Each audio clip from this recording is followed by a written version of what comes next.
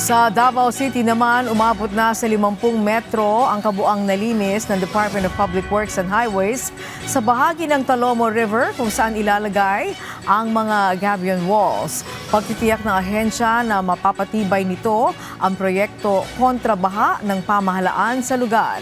Si Janessa Felix ng PTV Davao sa sentro ng balita.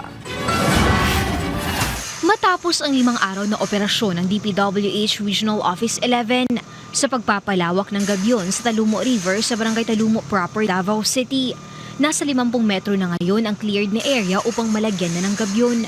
Alinsunod din ito sa utos ni DPWH Secretary Vince Dizon na agad ayusin ang flood control structure sa lugar matapos ang matinding pagbaha na naranasan dito noong nakaraang buwan.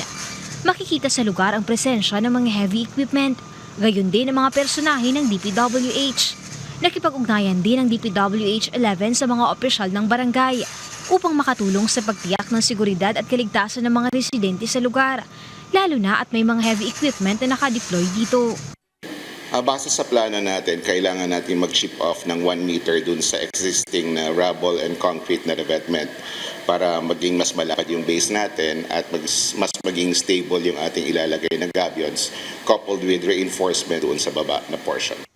Nagpasalamat din ang mga residente sa mabilis na aksyon ng DPWH. Kabilang dito si Delia na mahigit 40 taon nang naninirahan dito sa Barangay San Juan, Barangay Talomo.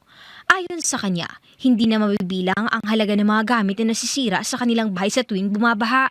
Kaya nagpapasalamat siya dahil sa wakas ay nabigyan na ng atensyon ang matagal na nilang problema. Salamat lang po nga gitupad yun ni Sir Dizon na trabaho ang sanigabyon dayon. Samantala noong 2019, naanod na sa baha ang bahay ni Marivic. Noong nakaraang buwan naman, halos wala nang natirang gamit kaya labis niya kinatuwa ang ipinakikitang aksyon ng DPWH sa agarang pagpapalawak ng gabyon. Umaasa siya na sa mga susunod na pagbaha ay hindi na niya mararanasan ang takot at trauma na kanyang naranasan sa mga nakaraang kalamidad. Okay naman po, trabaho nila diri. Masarang arang po siguro og trabahoon ma'am kay mutaas ang gabyon na pag magbaha murag dili na po siguro may sa outan na parehag yun ani na pagba murag hadlock yun kaayo oy. Sa kasalukuyan, wala pang timeline ang DPWH 11 kung kailan matatapos ang kanilang operasyon.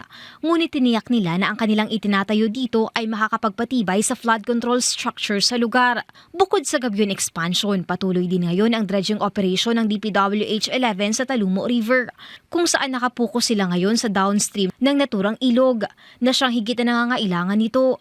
Tinataya rin na makapagsasagawa ng dredging operation sa iba pang pangunahing ilog sa lungsod. Mula dito sa Davao City, Janessa Felix para sa Bayan.